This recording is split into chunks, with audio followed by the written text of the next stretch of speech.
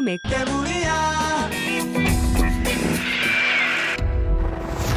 삼풍백화점이 붕괴되었을 때의 일입니다. 당시 생존자가 이겨내는 몇몇 사람의 특별한 능력이 큰 역할을 했습니다. 지금 현재 기동 지하 3층에서도 내구의 희생자 사체가 박미켈레 수녀를 제가 모시고 지점을 가르쳐 주십시오. 그러니까 은색 그 총 같은 걸 들고서 눈을 감고서 이렇게 막 빨리 흔들다가 또 천천히 흔들다. 얼마쯤 시간이 흐르자 미카엘라 수녀는 정확히 사고 현장의 한 지점을 가리켰습니다. 그 지점을 중심으로 집중적인 구조 작업이 펼쳐진 지 4시간 반. 이주환 양은 기적적으로 구출될 수 있었습니다. 나중에 저도 보도를 통해서 알았습니다만 수맥을 보고 찾는다는 건데 지금도 믿기지는 않아요. 또 하나, 전주에 사는 정정래 씨에게도 신기한 경험담이 있습니다. 설거지도 하고 그전에는 그냥 이렇게 하고 이렇게 다니면서 이렇게 되면서 그냥 와서 보더니 나도 여기 들어가지도 말래요. 수맥이 그렇게 시다고 그 소리 들으니까 뭐 한 발자국도 놓기가 싫더라고요. 잠자리 밑으로 2개의 커다란 수맥이 교차해서 흘러간다는 것이었습니다. 정 씨는 곧장 수맥을 막아준다는 동판을 깔았습니다. 그전에는 이렇게 하나씩 그랬는데 지금은 이제 이렇게 뛰어서 내리고 이제는 이제 많이 좋아지고 병원에도 안 가요 지금. 이날 수맥을 찾아줄 사람은 이 방면에선 국내 1인자로 알려진 임응승 신부였습니다. 임 신부가 이날 준비한 것은 오직 동전 모양의 추뿐이었습니다. 잠시 후 임 신부가 한 지점에 다가갔습니다. 여기다 파면 물 많이 나갔어요. 여기다 파면. 이 추가 내가 지금 물을 찾는다, 수맥을 찾는다 그 생각을 가지고 이렇게 가는 경우엔 내가 자꾸 좀 대상물이 나타나는 게 움직여요. 더욱 신기한 것은 깊이와 수량까지 알 수 있다는 것이었습니다.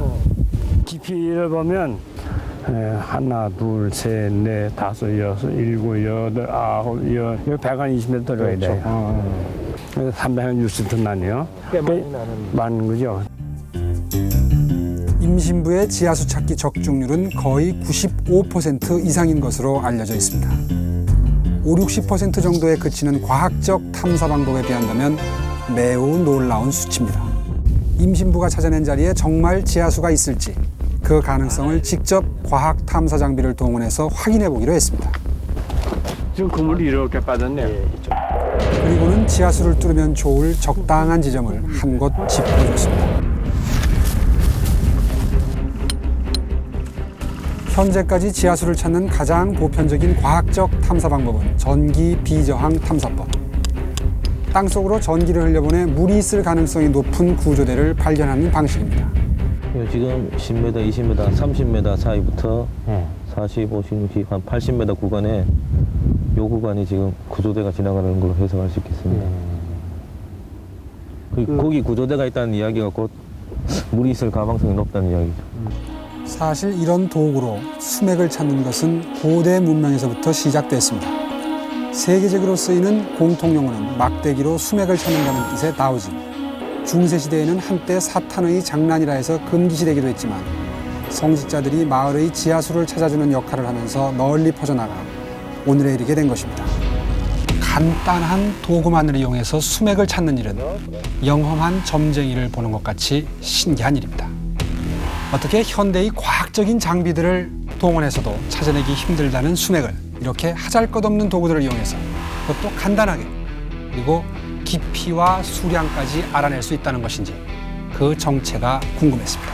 수맥이 흐르면서 그 마찰이 일어나고 거기서 변질된 주파수가 오르는데 그것이 약 8Hz 정도 되거든요. 인간하고 같이 그 뇌파를 맞춰줌으로써 수맥 그 탐사가 가능하죠. 그들이 주장하는 원리를 설명하면 이렇습니다. 1952년 독일 과학자 슈만에 의해서 밝혀진 지구의 공명 주파수는 7.83Hz. 땅속을 흐르는 수맥도 이와 비슷한데 다만 물의 마찰력 때문에 약간 변조된 파장이 일어난다고 합니다. 따라서 그 미세한 변화를 감지하려면 사람의 뇌파를 7에서 8Hz 정도로 낮춰서 수맥의 주파수와 공명 상태를 이루면 된다는 것입니다. 이곳 순천학회는 임응승 신부에 의해 수맥 강좌가 열리고 있는 곳입니다. 수강생들이 하는 훈련이란 단지 수맥이 지난다는 곳에서 줄을 들고 조용히 반응을 기다리는 것이 전부입니다. 그러다가 어느 날 갑자기 손에 들고 있던 추가 저절로 돌아가기 시작한다는 것입니다. 처음에는 안 되었어요. 좀 며칠 되니까 이제 돼요. 꼭 손이 도는 예, 그게 아니에요. 처음에는 이상하다. 옆으로 손을 흔든가 우리도 이렇게 의심했어요. 근데 실제로 이제 돌면서 모르면 보니까 대길로 돌더라고.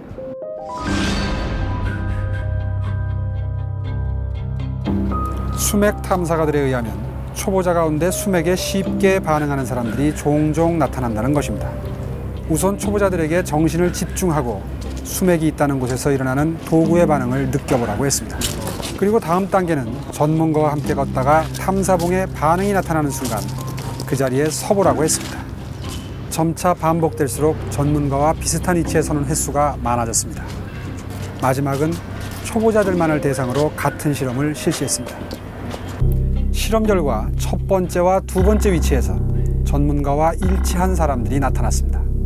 5명 가운데 2사람. 이들은 정말 수맥으로부터 어떤 자극을 받은 것일까요? 자석이 붙는 느낌 같은 게 들었거든요. 2사람은 추로도 전문가와 거의 일치된 반응을 보였습니다. 추는요, 이렇게 땅하고 그 추하고 약간 더 집중력이 더 강한 것 같았어요. 우리의 인체가 이 수맥에서 나오는 어떠한 에너지에 반응을 해서 이 추가 흔들리게 된 것이라고 한다면 우리는 한 가지 실험을 통해서 그 신빙성을 확인해 볼 수 있을 것입니다. 그리고 서로의 결과에 영향을 받지 않도록 4사람의 수맥 탐사가들을 한 사람씩 시차를 두고 현장에 투입했습니다. 4사람의 수맥 탐사 결과를 한번 비교해서 보시기 바랍니다. 이번엔 범위를 좁혀서 한 가정집의 수맥을 탐사해 보도록 했습니다. 전문가들에 의하면 아파트 고층에서도 수맥이 감지된다고 합니다. 내부 탐사 결과 우연히 2사람씩 서로 유사한 결과가 나타났습니다. 여기 보시다시피 4명의 탐사 결과가 꼭 일치하지는 않습니다. 누구의 것이 맞고 누구의 것이 틀리는지는 그 땅을 파보지 않고는 아무도 자신 있게 이야기할 수 없습니다. 그러나 가로로 수맥이 흐른다거나 세로로 여러 개의 수맥이 흐른다는 전반적인 유사성을 완전히 부정하기도 역시 힘듭니다. 수맥을 탐사해온 사람들은 이렇게 주장합니다. 이 수맥을 어떠한 과학적인 장비를 가지고 완전히 입증해내는 것은 곤란하지만 대체적으로 느낄 수는 있다는 것입니다. 다시 말해서 수맥이 흐르는 곳에서 오랜 동안 생활하게 되면 반드시 건강에 어떠한 이상이 온다는 것입니다.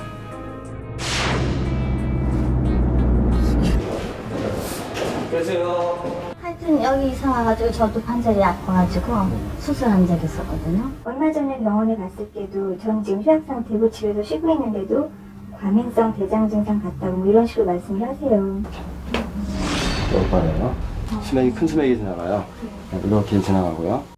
탐사 결과 보기 드물게 많은 수맥이 지나가는 집이라고 했습니다.